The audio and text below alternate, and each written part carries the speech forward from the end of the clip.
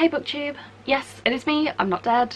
I just haven't been on BookTube for a while. This is just a really quick intro to say that this video was filmed back in it was filmed a long time ago. It's a February wrap up. So obviously the version of me you're going to see in this video is not quite indicative of the version of me that exists today, post everything that's been going on in the world. So I am a very different person in this video. I just never got around to posting it, and I never got around to editing it, and I didn't really want to scrap it because it is still a wrap up. Just so you're aware, this video, highly outdated. But the books, you know, books and book reviews are timeless. Just, if you're wondering why I am how I am in the video, she's got a big storm coming. Okay, so with that, thank you, hope you enjoy. Yeah, here's my really old video. Hey BookTube! It has been quite a while. It's been 2 months. Oops. It's fine. I'd already dropped off of BookTube even before the lockdown, so it's been a hell of a hot minute, but I'm back. I think, sort of, hopefully. It was an unintended absence. I just didn't film anything for a long time. My level of professionalism has just gone way down. We can see by my shelves, I just don't care. I feel like everyone's in the same position, so I'm just gonna be chill. This is a weird video. This is also my 100th video, so this is really weird. I didn't plan this. I think if I had, maybe I'd celebrate something or do something fun, but I don't think the world is just feeling that right now. So what I'm actually here to do is my February wrap up. Books I read in February. It's been a long time. And I actually had a really great reading month in February because I read, I think 10, 11 books. I read a lot of books. I had a really good reading month. I may have only read one book since February. I feel like this is a good video to start out with, getting back into BookTube, because February was the last time I had my shit together. As a little secret between us, if you want to know just how much I do not have it together, today I worked out, I realised I'm a whole year younger than I thought I was. So since my last birthday I thought I was a whole year older than I was. It's fine, we're doing great. I feel like that gave me the amount of dopamine I needed, realising I had an extra I got to knock a year off of my age. So I feel like that's what gave me enough energy to do this video. It's fine, it's fine. So these were the books that I read in February. I feel like this is a pretty sizable stack. Some of these books I already have vlogs or reviews for, or stuff up on my channel already, and it's been a while. I don't take notes when I read books. Sometimes I tab, but I very rarely do that. So my reviews of these books, it's gonna be a bit janky because it's been a while. So the first book I read in February was Harry Potter and the Chamber of Secrets by J.K. Rowling. There is a whole vlog up on my channel about this. I think I gave this a 3 point something stars. Maybe. Who knows? It is still J.K. Rowling, so there's still issues, and I still refuse to believe that pipes is an appropriate answer for the basilisk. Don't start. It's still for kids, but just not condescending as much as the first book. But I'm just gonna wrap that one up.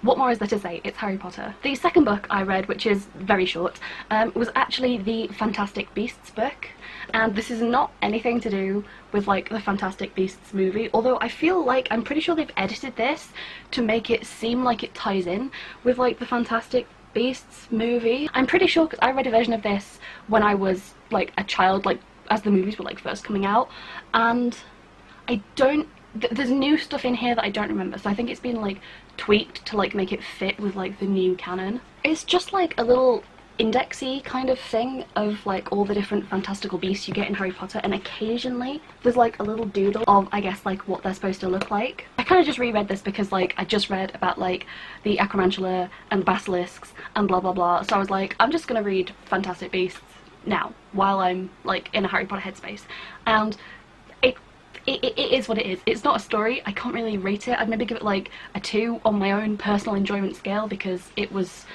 just a catalogue of creatures. It's fine, it's just supplementary material, that's just what it is. Okay, book number 3, and one that I can actually properly talk about if I remember anything, and that is The Bone Houses by Emily Lloyd Jones. This one was a super quick read. This is the Owl Crate version, and I just picked this up because I kind of liked the cover and I'd heard a few people sort of mention a few good things about it. It seemed pretty like generic, standard, standalone YA to me, and it is, but I still enjoyed reading this. I've forgotten how to do these. I should like probably tell you what it's about. Basically, it's set in like a nondescript land. It's more or less Wales, but it's not really mentioned whether it's in the real world or not, so it's kind of like an unnamed, like Wales fantasy land, I guess. And there is a girl named Rin, and she is a gravedigger. And there are these things called bone houses, which are just the reanimated corpses of people that have died, like out in the woods around her village. So if people are buried like in the village, in the graveyard, they stay buried, but anyone who's died like as a traveller on a path or out in the woods or something like that, doesn't matter whether it's like recent or like an old death, they sometimes rise from the grave and wander about, and they can be dangerous. So she sometimes, if she sees one, she will kill it and dismember it and like bury it somewhere else, sort of thing, I'm pretty sure. But then one day a map maker comes into the village and he's trying to like chart the surrounding areas because nobody's really done that before, and he ends up sort of getting stuck there because these bone houses are suddenly getting like more active and sort of start to pose like an actual real threat, to the point where it's like, well, we kind of need to do something about this because, you know, we don't really want to die. And so the story kind of goes from there. I know I had a lot of good things to say about this when I first read it, but I've genuinely forgotten so much. Like, I remember the story very easily, and I don't know, I remember just sort of liking it. It is YA, and it is quite straightforward, but the little like sort of cliches that it does, it's not bad. I wasn't cringing at any point. It's just a nice, simple YA story, and like it fits like the YA niche very well. It just, there's nothing like spectacular or groundbreaking about it, but I don't think a book always has to be like, you know, groundbreaking to deserve praise. It does what it does very well, and I enjoyed this one, and I am starting to get to the point where I really don't like YA a lot. It doesn't really give me what I'm looking for, but this was just a nice, chill break. I enjoyed reading it. I've recommended it to a couple friends who do still like YA, so if you do like YA and this sounds like the kind of thing you might like to read, it kind of has my stamp of approval. Although one thing I do remember about this book, that it was the only thing that kind of like slightly grated on me, was any character who ever smiles in this book only ever smiles at the corner of their mouth. Like, if somebody's about to smile, or if somebody is smiling, or any description of a smile, only the corner of their mouth. It's like, you know, when you just start to notice like something that an author does, like they do it once or twice or 3 times, but like every single time somebody smiled, it was always at the corner of their mouth, and it was really noticeable. But that is like the only thing. So I think I gave it a 3 or a 3 point something. I'm really struggling. I'm probably gonna have to like put the scores on the screen when I figure them out, so hopefully you'll be getting like some nice visual cues about like what the hell I'm talking about. I haven't thought through where I'm going to put these. I'm going to have to move all these. Okay, so the 4th book I read in February was This Is How You Lose the Time War, and that is by Amel El Motar and Max Gladstone. And I will say, every time I see people talk about this book or review it, they only ever say it's by Max Gladstone, but like, I just have to point out there are 2 names. There are 2 authors to this book. Just want to point that out. So this is a kind of short sci-fi novella, and it's that very sort of like weird, abstract kind of sci-fi, and I feel like you will like this kind of sci-fi if you like, again, like weird, abstract kind of sci-fi, and just like kind of off-the-wall, weird, sort of very poetic, flowery, over-the-top prose. If you don't like either of those things, it may not be for you. Essentially, the story is it's set all over the place, but for the most part it is a futuristic story. So there are 2 possible futures that can exist. One future, which is like the red future, is very mechanical, it's very like industrial, and then there is like the blue future where everything is based around like plants, just like weird plant stuff. I don't know what else to say other than like weird plant stuff. And both of these futures want to make sure that like their timeline is the one that history follows and turns out to be, because obviously they don't want their future to be the one that doesn't exist. And you kind of get into like a weird paradox about like, well, how can 2 separate futures interact in the past if they haven't happened yet?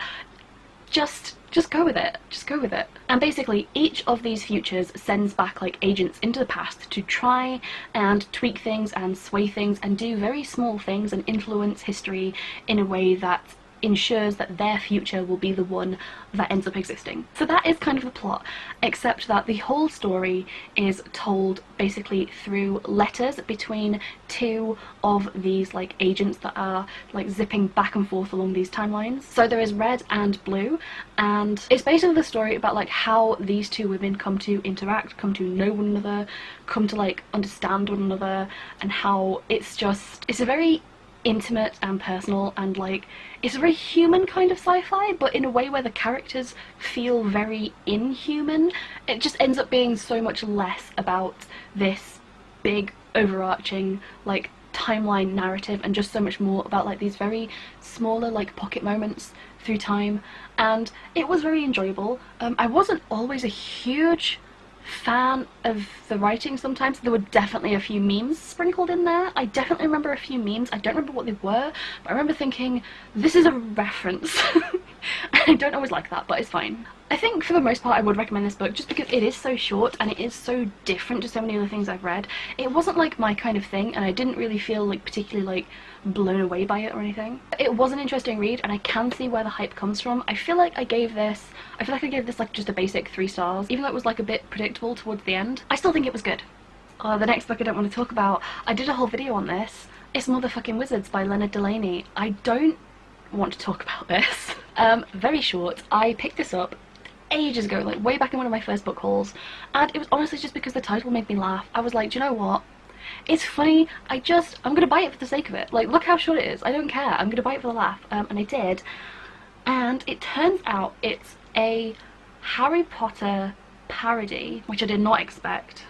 There's a whole vlog up on it, honestly. All I can say is it was an experience, it was a thing. I mean, I've read things more explicit than this, but I'm just not into this like particular sort of like wacky, comedic, explicit genre. It's just not my kind of parody, I guess. It's fine, it's fine. If you want a laugh, or you want to buy like a gag gift for a friend who really likes Harry Potter, who is an adult, potentially. Okay, that's enough of that. Okay, now getting on to something that I definitely did enjoy, and that is The Wolf by Leo Carew. I finally did it, I finally read this book. This has been like on my TBR for so long. So this is an adult like historical fantasy, and it's kind of basically set in Britain for the most part, but it's not really called Britain. It's like if you imagine that there were multiple different races of men, how those different like races and cultures might interact. So you have the just generic basic humans who live in the south, and that's all the way up to about like mid-ish Yorkshire, represent.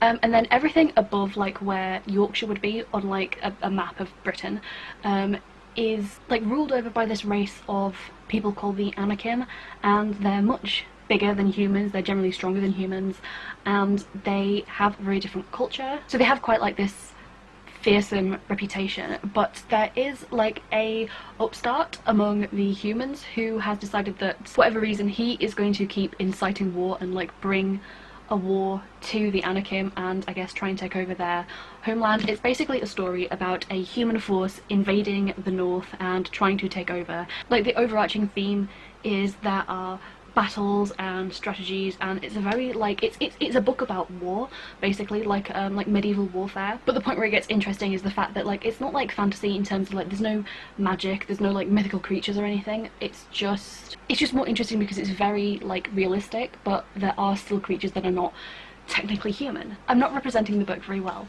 but I did think this was really, really fantastic. When I first started reading it, I was like, I don't know what it is. I do really like very, very military, like medieval books sometimes, and there were a lot of battle scenes, a lot of battle sequences, a lot of like strategical planning, and a lot of politicking. And if like the parts of things like Game of Thrones that you enjoy are like the battle sequences and the politicking, and like less of like the fantastical stuff and like less of like the drama. And I think this is something that I would definitely recommend. The writing in here was very, very good. It's hard, like, because it's been so long since I've read it, to remember like the exact reasons that I really, really liked this book. You will just have to take my word for it. That, and I will say, basically a lot of the characters in this are like, you know, 7 foot tall, really good looking, muscular, athletic men, and I'm like, hell yeah, I'll have a slice of these cakes. Like, send me the fuck to the bakery. Like, I am on board with this. I could definitely be a fan of some of these characters. Like, hell yes. Okay, the next book I read, which I think is book number 6, I branched out a little bit from fantasy. It was not a good decision. I read Lock Every Door by Riley Sager. This book was hella boring and hella predictable. Like, it wasn't too bad. I was reading this and like I didn't necessarily want to keep reading because I sort of didn't care much about the plot. So the basic plot of this is that there is a young girl whose name I have forgotten. It's not on the back, so RIP. She has basically, she's broken up with a boyfriend. She's living on like her friend's sofa. She has absolutely no money, no job, like no prospects. She doesn't have like family or anything. She only has like this one friend who's actually really, really nice and like lets her crash on her sofa and is like really supportive, but like she feels like she's a burden, so she's trying to find a job. And then one day in the paper, I think it's in the paper, could be on the internet, but I think it's in the paper, she finds an advert to like house sit for like someone's apartment, and the apartment is in this really, really famous building called the Bartholomew. So she goes there thinking like it would be a dream job to be able to like live rent-free in a really, really nice apartment and get paid to be there.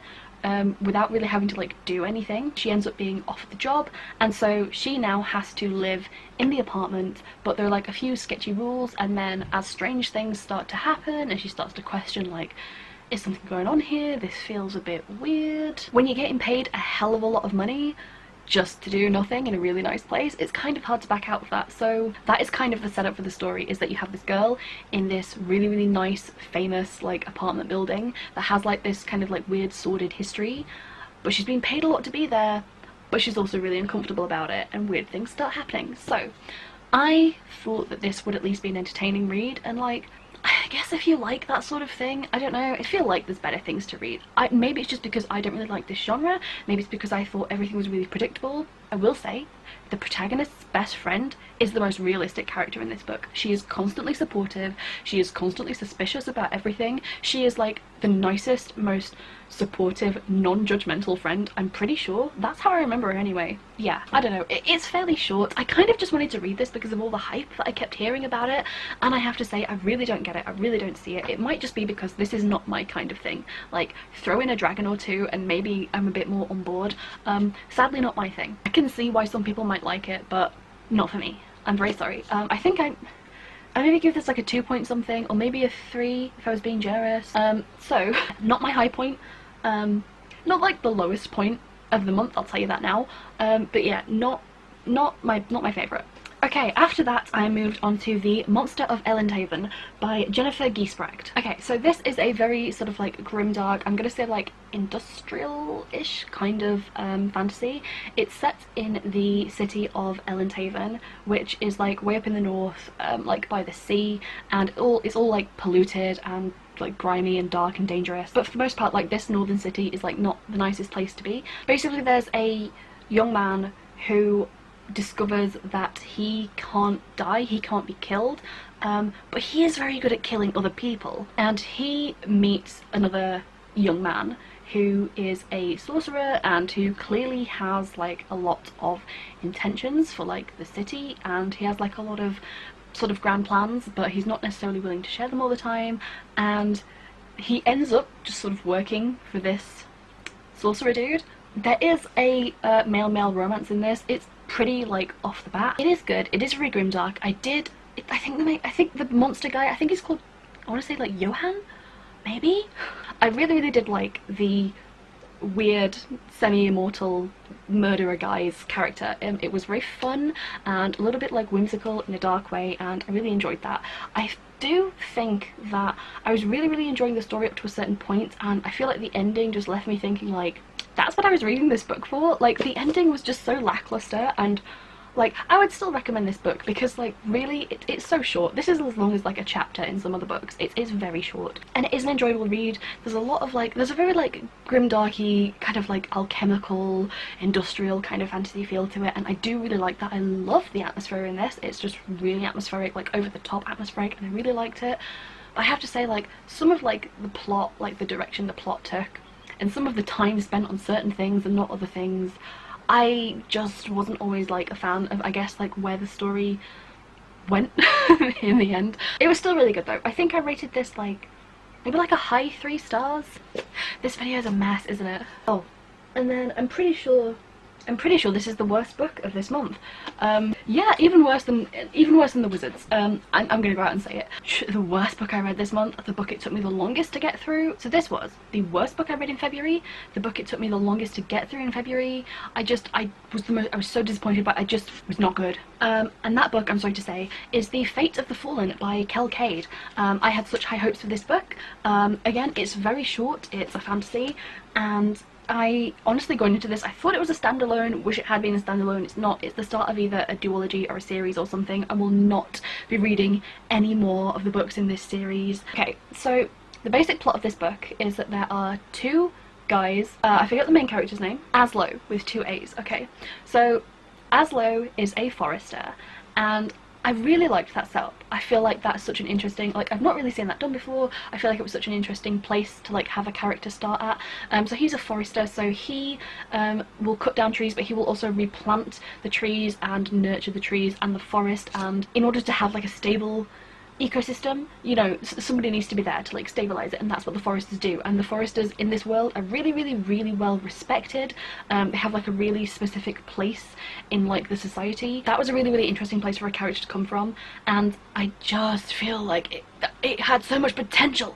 The book is basically about what would happen if there is a chosen one. They either have to become the heroes they were destined to be, or if that fails, they must have to, like, figure out how to survive. It's kind of attempting to take this chosen one trope and, like, put a spin on it.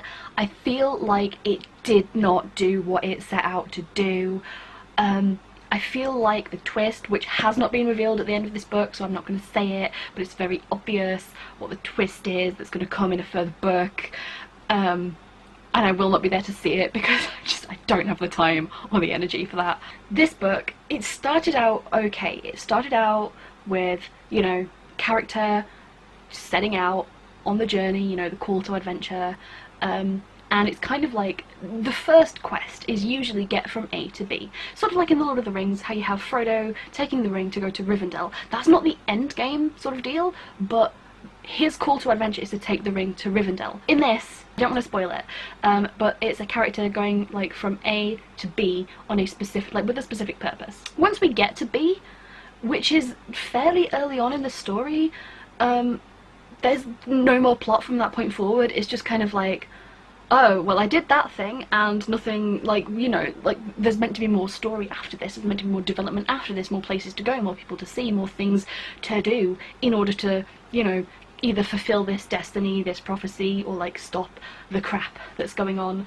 It just doesn't happen. There's a lot of, like, meeting other characters, and I'm gonna get onto a lot with this. I could do a whole, I feel like I should do a whole rant video for this because it deserves, it was bad. The plot honestly just did not know where it was going. I feel like this is like a first draft where you just sort of like, you don't know what the next point is, so you just ramble and end up going on like this weird journey that doesn't really go anywhere at all, in fact. Every single character on this is, they're so two-dimensional, I don't know how to say it. Like, the main character will meet somebody new, and that person will tell them everything about them, all their motivations, their personality, like everything. The characters that you meet in this are basically like, hi, I'm this person, I have this, and this is my goals. And whenever there's like a conversation, people just, they say exactly how they're feeling. Like, it doesn't tell you in like dialogue tags, it doesn't tell you in the description. The characters perfectly illustrate exactly how they are feeling, and they're like, ah, I hear what you're saying, this is exactly how I feel and react to what you are saying, and I feel that because of this, and so therefore this. And it's the weirdest way of characters talking and introducing each other, and I'm like, I would never. Nobody talks like that. A lot of the characters in this are really annoying as well. Like, again, I think it's because they're very two-dimensional. there is, I'm going to put a trigger warning on this book actually, because there is like, I'm going to call it a coerced rape scene in this book, and I'm going to put it out there. I think it was a rape scene. Basically, in this scenario, a person who had a lot of power puts the protagonist in a situation where no was not an option. So even though like after the fact the protagonist is like, well, that wasn't so bad, they literally weren't allowed to say no at any point. It wasn't an option. They were basically told blatantly to their face, like, everyone else also knew that they were going to have sex with this other person except for them. Like, every other character knew that this was going to happen, and that they wouldn't be allowed to have any say in the decision. Yet the main character didn't know until like it was about to happen. I don't know how it was meant to be played off in this book, but there was no comment on it, there were no consequences, it was just a thing that happened. I was like, did we need to have this scene about the character getting laid? I don't really know what that was supposed to do. I don't know if that's going to come back as a consequence in a further book, but nobody seemed to care. And I was reading it the whole time being like, I don't like this. It was really weird and really unfortunate, and I don't know if that's kind of spoilery for anybody. It was so unimportant to the plot, it had no impact on anything, it literally had no impact on anything, but it was uncomfortable to read. It was weird. I feel like it's important to put out there that if you're one of these people that is potentially triggered by like very explicit lack of consent, in like a very like a situation has been arranged very specifically to take advantage of someone without their knowledge, in a position where they are not allowed to deny, I'm not okay with it. Other than that, I think the main thing that this suffered from, honestly, and it's like a hard thing to say because I know that people put a lot of time and effort into the books they write, but the biggest flaw for this was just the writing. It is very poorly written, it is very poorly planned. I don't know how to say it in a nicer way, but you know, that is what book reviews are for, so I'm sorry, but it was just really bad. I don't know if you ever have like, it felt like the whole purpose of the plot was just like, oh, let's have a character go here and they'll get a massive power up, and then they'll go here and they'll get another massive power up, and then they'll go here, and like so much of the plot was just characters encountering random things and just immediately overcoming them with like no struggle, because there were just Deus Ex Machina things that would come in and goes, I'm gonna give this person all the powers they need, specifically in this exact situation at the exact right time, that have never been alluded to or mentioned before, but here you go for this exact purpose of getting over this one obstacle that only just now came about. That's what it's like, and it's every time, and it's always really bad, and I didn't care for any of the characters. I don't care. It was so dull, it was so boring. Like, there was a plot there at the beginning and we just didn't continue to explore it. We just went somewhere else and I don't know where. It really sucked. It's like I was on my way to make like a good meal for myself and I got to the pantry and I sat down and I was like, this is as far as I'm gonna go. That's it. And I hated this book. It sucked. I'm maybe gonna rate this either a 1.5 or like maybe a 2 at best. I did like the idea of Foresters. I thought it could have been really good. But man, this book sucked ass. I hate it. It was so bad. I don't know why I can't just read good books for 1 month. Like, I was so excited to read that book. I was very hyped to read that book. Okay, it's fine. Moving on to better things. The next book I read, what is this, the 10th book? Wow. And this was a chunky one. I finally read The Shadow Saints by Gareth Hanrahan. This is book 2 in the Black Iron Gods Legacy series. Is that what it's called? Yeah, the Black Iron Legacy. That's what it's called. Okay. This was fantastic. I loved The Gutter Prayer. I don't think I have a separate review for The Gutter Prayer yet, but I probably will at some point. Basically, I'll give you the plot for book 1. Because I don't want to go into spoilers, because this is like, there's so much that happens in book 1 that like the setup for this is nuts. So book 1 follows a ghoul, which are like these creatures that have eaten the flesh of the dead, that live underground and eat corpses. There is a human boy who has contracted this thing called the Stone Plague, so he's becoming a stone man, which is basically his entire body is turning into stone. And there is a young girl who has just come to the city from like far away, and they are all tied up in like this sort of heist right at the beginning of the story, and this heist goes horribly wrong. it just goes completely tits up. And the consequences of like this heist going wrong and all of them sort of getting caught up in like this other stuff that's going on, it just sort of like grows and snowballs and just gets crazier and crazier and crazier, and you end up with this weird like sort of like political, religious, just very dark, grimdark, like fantastical plot. It's very, very good. I really, really liked it. It was kind of like balls to the walls crazy at some point, but like it was really good, and I really, really liked The Good of Prayer. So book 2, I literally cannot tell you really where it starts because it's so spoilery for book 1. What I will say is this is the most political fantasy I've ever read. So if you like political fantasy, this is the perfect book for you. And I want to just preface this by saying, I don't mean like, oh, a little bit of like scheming or like a little bit of like trying to gain power for the throne or something. No. This is elections, this is council meetings, this is canvassing, this is people like trying to actually get like elected into government, different political parties, like sub-parties, parties like branching off each other into religion, and like, but this is the most political of a political fantasy I've ever read. It is literally a fantastical election. It was crazy. The stakes in this one are so much higher than the first one as well. There was a big disconnect at first for me because the book has, while there are returning characters, the book has a lot of new characters that take up like a very large amount of like the narrative. So it was a bit of an adjustment, you know, wanting to get back to certain characters from the first book and having to get used to a lot of new characters. But I will say I did really like everything in the end. I think I gave this a 4 or a 4.5 or something. It was really good.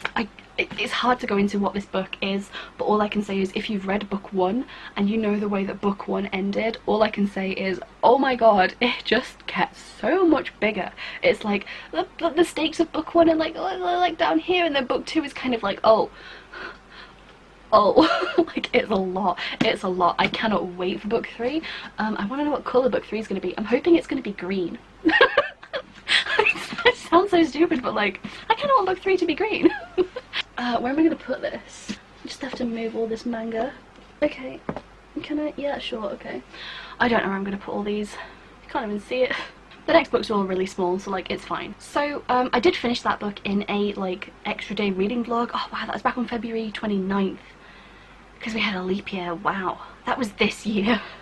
Jeez, so long ago. Okay, so in that vlog I read several other books. The first one being Prosper's Demon by KJ Parker. So this book follows, there's like a guy who can sort of exorcise demons from bodies, but it's kind of like an awkward process, and he has kind of like he knows some of these demons. It's a bit snarky. There's like a bit of a back and forth between them, like they don't really want to leave, he doesn't really want to put in the effort to like make them leave, he's kind of going to end up making them leave in the end. It's that sort of thing. And he ends up meeting this person called Prosper of Shans, who is kind of like the greatest person the world has ever seen. He's so smart, he knows everything about art, he knows everything about philosophy and history and mathematics and science. He's like, I don't know, everybody looks up to him. It's like there's a specific word for it, which I forget. And it turns out that this person is also possessed, but getting the demon out is potentially going to cause a bit of an issue. I don't really want to say why, but if you read the book, because it's very, very short, you will see why. So this book was quite good. It was dark. It was like, well, not like dark, but like it had sort of like a slightly darkish tint to it, and like it was kind of humorous from time to time, like a little bit of like dry humor here and there. It was good overall. It's very, very short, so it's hard to kind of rate it. If you want to know like more of my immediate feelings, I will have linked like the vlog this side, I think. It's been a while. I will have linked the vlog at wherever they come up, like in that sidebar thing. I think it's on this side, and you can get some of my like immediate thoughts there. I think I rated this, I think it was like a 3. I did enjoy it. I would definitely read more from this author, especially if it's like this short. Like it was, you know, entertaining enough to just like read in a quick afternoon, or this is something you could read like on the bus or on the train home, like in one sitting. So I liked that. So again, because it's so short, there's not really a lot I can say about it without spoiling it, but it is one that I would definitely recommend. Can I get this to fit in there, please? Yeah, not that you can see it anyway.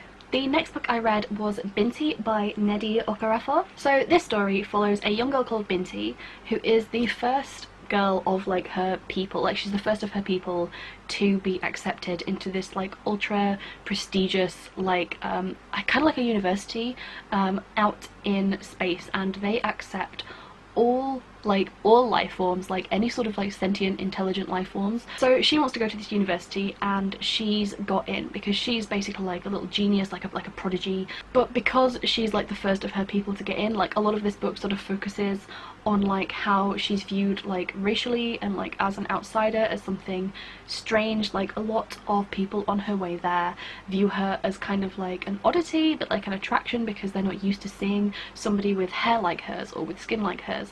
And she wears this it's like a mud paste, I forget the name of it, but again, like that is really weird to everybody else. So she's trying to like fit in and everything, but you know, she's pretty proud of herself, like she's doing the right thing, she's like pursuing her dreams, even if it means like leaving her family behind. But then the transport vessel that she's on, that is taking her to the university, is attacked by these weird alien creatures, and everything, as it does in a sci-fi, goes tits up. And I'm not going to say any more about the story because again, this one is also really short. I think this is a completed series now. I think there's like 4 or 5 books in the series. But yeah, basically it's a story about her trying to like get through this and survive and so on and so forth. So if that sounds like something you would be interested in, again, it is like a really short read. I did enjoy this one. I think I might continue with it. I wasn't like hooked on the story. I liked the human aspect of it. I just wasn't too fond of like the sci-fi elements in the sci-fi. I think I tend to usually prefer like a different kind of sci-fi, but because they are so short, I might end up picking up the rest of the series, or like maybe like I'll go book by book rather than like binging the whole thing. We'll see how I feel. But yeah, this is potentially one that I am going to continue, and yeah, that was how I felt about it. Okay, and the last book I read, and I love this book so much, it was so good. It was All Systems Red by Martha Wells. This book, I love this book. I love this character. Murderbot, oh my god. After my own heart, oh my god. First thing I will say, Murderbot is the king of social distancing. I have never seen a character more adept at social distancing, even when it's not called for. And like, I respect that. Basically, All Systems Red is about a security unit, like an android, and they have been like assigned to watch over like this research team. So this team are like on a planet, sort of doing like some scans, like some surveys, like ecological stuff, geological stuff, that sort of thing. The Sec unit, who in their own head calls themselves Murderbot. The Sec unit, Murderbot, it has to watch out over like the lives of these people, you know, keep them safe, make sure they don't do anything stupid, make sure they don't like step on something weird and get killed out in the field whatsoever. That sort of thing. They're just like a basic security unit. They don't really want to be doing that. They kind of would much rather be like tuned out and back in their own quarters, streaming like brain-rotting daytime television and binging a load of soaps, and try to interact as little as possible with the rest of the crew because they don't really care, they don't really want to be working. Murderbot doesn't want to do anything like that. Murderbot just wants to watch TV. And honestly, my dudes, I have never related to a character so fast, so hard. Like, doesn't want to be near people, just wants to like sit around all day, just wants to like binge TV shows all day. Dude, same. The biggest of moods. So I love Murderbot. I adore Murderbot. Murderbot is so awkward. I have never seen like the social anxiety in this book. I feel it. I feel you. Like, oh my god. I love Murderbot so goddamn much. Like, as like I am like the most introverted of introverts, okay? And so like I feel like a deep personal connection to Murderbot. Like, we are one and the same. Like, I feel like I cannot explain it, but like this character, I love Murderbot, okay? I just, with all my heart and soul, I love Murderbot. Yeah, so basically, on this on this like research trip out into this planet in space, basically some weird things kind of start to happen, and it's kind of like, what is going on? Are we in danger? What exactly do we need to do? And the Sec unit is kind of like Like, this isn't a TV show, and like this isn't in like the job manual, so weird things are gonna happen, but they have to keep these people alive and safe and out of harm's way, and so some things have to happen. They have to deal with some things. They have to turn off the TV for a little bit. Like, it's a whole ordeal. It's just so good. It's so short. It's so character driven. I love Murderbot so much. This was so fun to read. I'm not normally like a fan of just this kind of sci-fi. It reminded me a little bit of like a Mass Effect side mission, if that helps give you like the kind of vibe of this book. There is like a lot of like, you know, there's some wittiness in here, there's like some sarcasm. So much of the humour in this is just based on like awkwardness and anxiety and just Murderbot going and standing and like facing directly into the wall because they're like, I don't want to interact. Like, I feel it so bad. Like, oh, please read these books. They're so short. I love them. I have gone and like ordered all the rest of them because I love Murderbot. I love Murderbot, and I'm gonna say it was maybe like a high 3 or like a 4 stars. I don't exactly remember. Like, plot wise, there's not like enough there to make it like a favourite of all time, but character wise, Murderbot is definitely one of my favourite characters. Like, I love Murderbot so much. It's like me if I was an android. I would just be like, yeah, no. No, thank you. I feel like, oh, it's such a catch-22 because I feel like me and Murderbot would be like the best of friends, except for the fact that like we don't want to interact, so there would be no point in us being friends. Those were the 13 books I read in February. Wow. So I had a pretty good reading month overall. I would have liked to start doing like, this is like what my average reading score was, and tell you like how many sci-fis and fantasies and things that I watched. It's hard to do when I literally don't remember. I said watched as well, like, I read things. I'm not doing the best. So I feel like I branched out for February. I definitely read a lot, and I was like so good. I was so far ahead of like my Goodreads reading goal. Not anymore. I'm so far behind. I've missed like 2 months of reading. It's not going well, but it is what it is. So yeah, they were the 13 books that I read, and I wish I could have another reading month as good as February. February was the best, if only it could have continued. Do let me know if any of you guys have read any of these books, or if you'd like to hear anything more specific on like, I've forgotten how these videos work, honestly. Like, I've forgotten what I'm supposed to do as a booktuber. If you want to hear like something more specific about these books, if you have any questions, like, do feel free to ask me. I'll try and answer like anything that I can. If you've read any of these, like, let me know, like, how did you feel about it? Or if you've got one of these on your TBR and it was one of the ones that I really recommended, please tell me if you're going to read it, because like, especially if it's like Murderbot or like The Wolf or something like that, like we can chat about it. We can chat about it. Or if you also hated Fate of the Fallen, please bitch with me. Our salt, like let's share the salt, okay? Yeah, so I think that's it from me. I hope you guys enjoyed this 100th video. 100 videos. I wish it could have been something better, more professional, but honestly, it's a really good representation of me to just be this much of a mess, and it's a really good representation of the times right now, because I feel like we're all a little bit of a mess, so at least I'm on brand. So thank you guys so much for watching. I don't remember what my outro is. I don't know. I hope you're all reading something good. Peace out.